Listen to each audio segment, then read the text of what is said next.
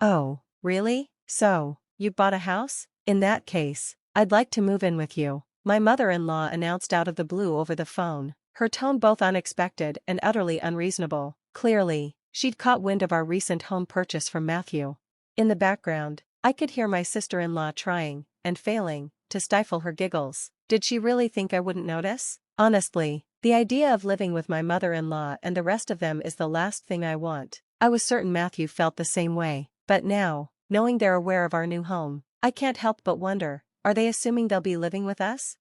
The thought that my beloved husband might have hinted at such a thing fills me with unease, but I have no intention of giving in to their whims. If they're trying to manipulate me, they're in for a surprise. I've dealt with enough from them over the years, and if they think I'll just roll over, they've got another thing coming. I've decided, it's time for a little payback.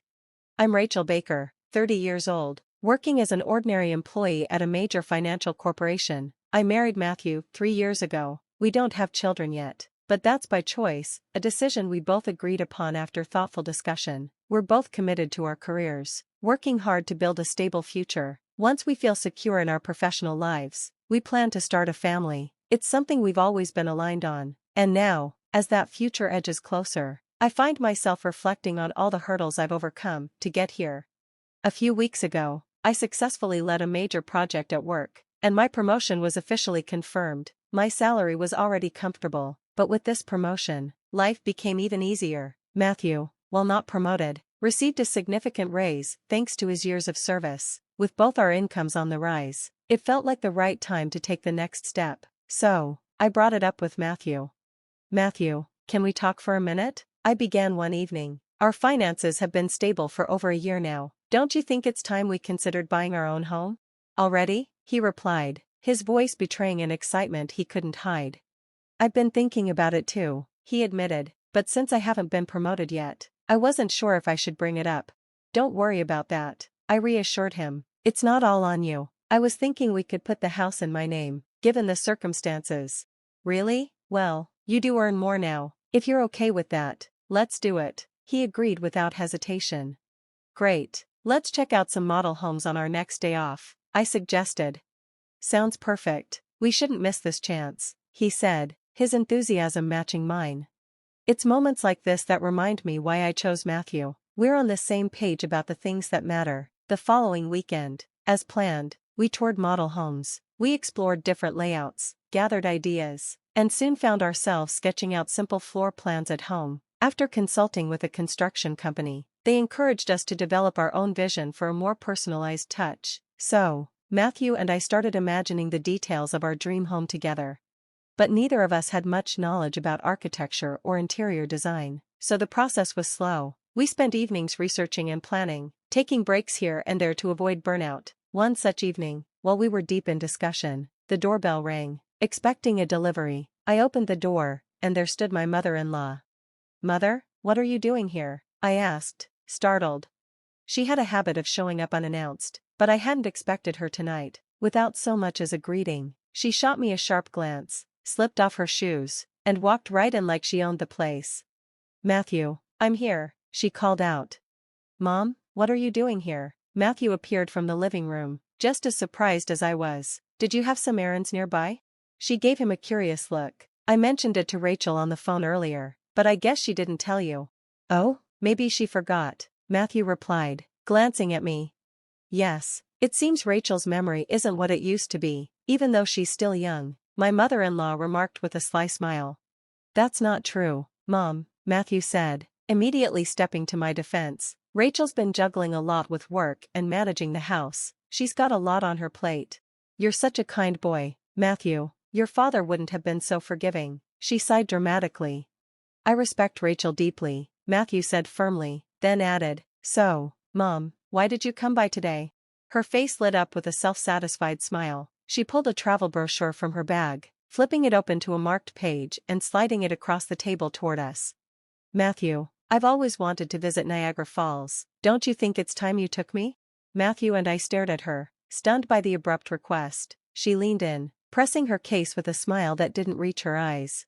"Come on, Matthew, you wouldn't deny your mother, would you? Think of it as showing a little filial piety," my mother-in-law insisted. "Hold on a minute, Matthew, This is going to be a problem if you suddenly start talking about a trip, Matthew stammered, clearly caught off guard.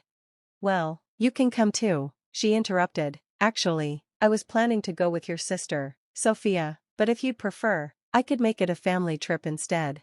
What are you talking about? Rachel's here, and I can't take time off work. Plus, it's weird for me to pay for a trip for you and Sophia, don't you think? Matthew countered, trying to reason with her. It's not strange at all. Spending money on family is a good thing, don't you agree, Rachel? She suddenly turned to me, looking for my support. I was taken aback, but stood my ground. Spending your own money on family isn't a problem, but asking others to pay for it is a different story, I replied firmly. What do you mean by that? Are you accusing me of trying to force Matthew to cover the cost of the trip? My mother-in-law's voice rose in indignation.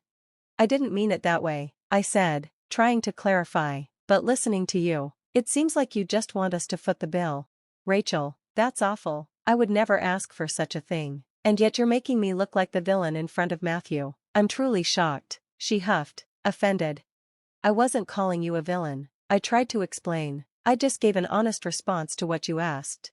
Okay, no need for excuses. Rachel, why are you so cold? You must not like me, do you? My mother-in-law shot me an icy glare, her anger palpable. This always happens when she visits. She somehow finds a way to demand money, then wastes it on trips with Sophia, Matthew's sister. The idea of spending money on family sounds nice, but what she does feels more like manipulation. It's a whole different situation when Matthew gives them money out of the kindness of his heart, no matter how often they're family. I've never been fond of his pushy mother and entitled sister. Matthew had told me that after his father passed away, his mother and sister became increasingly selfish. His father died when Matthew was in high school, and since then, they've relied on each other. Before his father's death, the family finances were tightly controlled, but once he was gone, there was no one to rein them in, and they freely spent his life insurance money. Meanwhile, Sophia's part-time job barely covered her expenses, and their life was always on the edge. So, they frequently showed up at our house with excuses like, "Life's been tough," or "I need a break and want to travel." In reality, they were just looking for handouts from Matthew. Before we got married, it seemed Matthew was constantly at his mother's mercy. After his father passed, he became emotionally dependent on her care. But since marrying me, I've seen a shift in Matthew. He started to see his family for who they really are. Even when they repeatedly ask him for money, he's been trying to say no. That's real progress for him. Lately, he's also been able to stand up to his mother when she pushes too far. When my mother-in-law shot back with harsh comments like, "You don't like me, do you? Or you're such an unappealing daughter-in-law," Matthew surprised me by responding firmly, "Just because you're my mother doesn't mean you can talk badly about Rachel. Didn't she just answer your question honestly, Mom?" "You're taking her side," she said, looking hurt. "What do you mean?" "I'm telling you, I think you're in the wrong here, Mom," he replied, his voice steady. "This isn't fair. I know Rachel must have poisoned your mind against me. You were such a kind child before you got married," she continued, trying to manipulate him. "No, that's not it. I'm saying this because I believe it," Matthew insisted, standing his ground.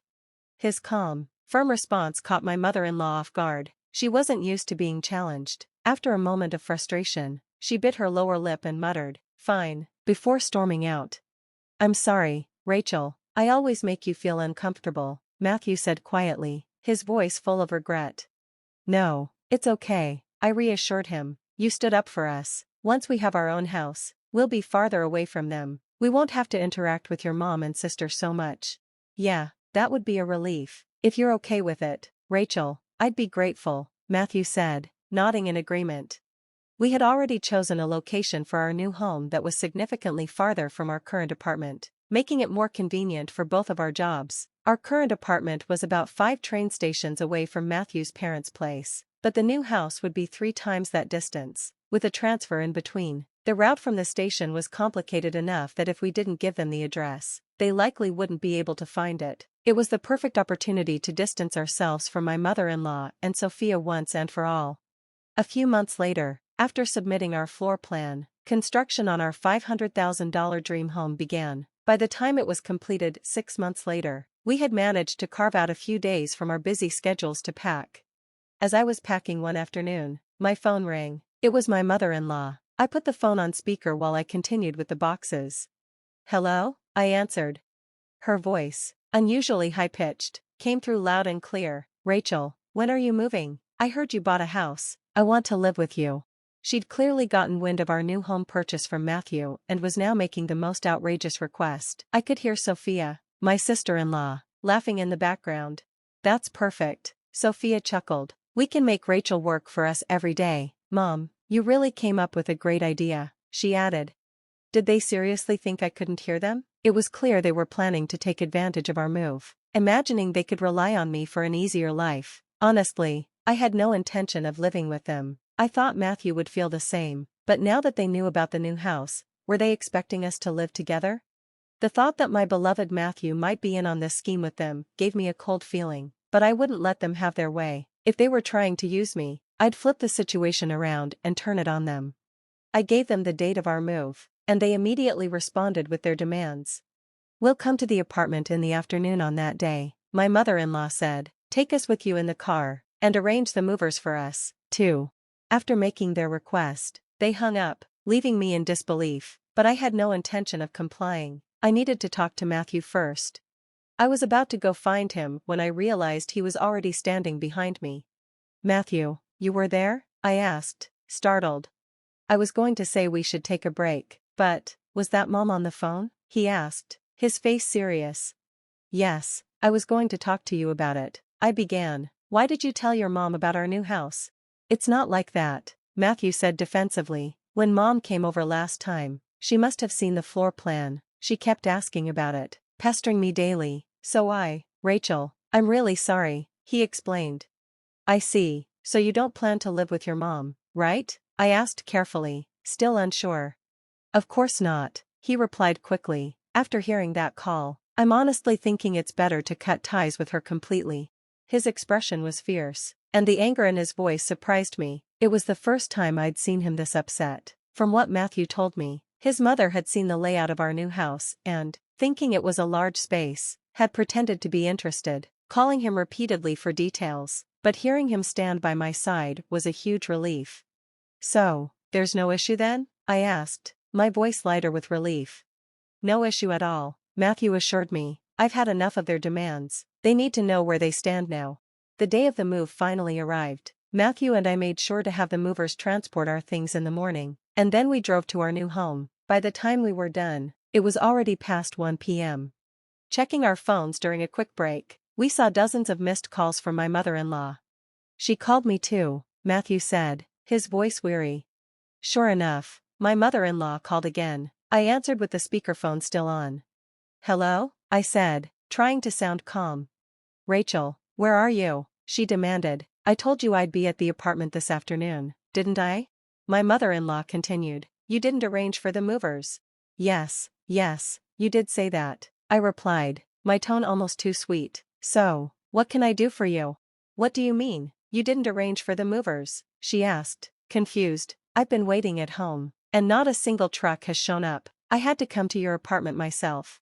Oh, is that so? Well, that's too bad, I said, pretending to sound apologetic. You know, I didn't arrange for any movers. What? That wasn't the agreement. Where's your new house? She snapped. Oh, you really think I'd just tell you? I replied, my voice firm and unyielding. My mother-in-law's response was a stunned, huh? She probably thought that as long as Matthew was around, she could always get her way, but Matthew was different now. He was my ally, and he had made up his mind to cut off the toxic ties with his family. I was ready to speak my mind. Just so you know, neither Matthew nor I have any intention of living with you two. From now on, please don't involve yourselves in our lives, I said, standing my ground. What are you saying? Your opinion doesn't matter. It's Matthew who decides, she yelled. At least tell me where the new house is, right now. Oh, really? How do you plan on getting here without even knowing the address? This house is in my name. I have the right to decide who lives here. If you two just show up uninvited, that's trespassing, and I'll sue you for it, I said, my voice unwavering, as I laid it out. What, trespassing? How dare you say that about your husband's family? She fumed. Before she could say another word, Matthew's voice cut through, cold as ice. Family? My father, who was a family member, is already gone, isn't he? What are you saying, Matthew? His mother asked, clearly taken aback.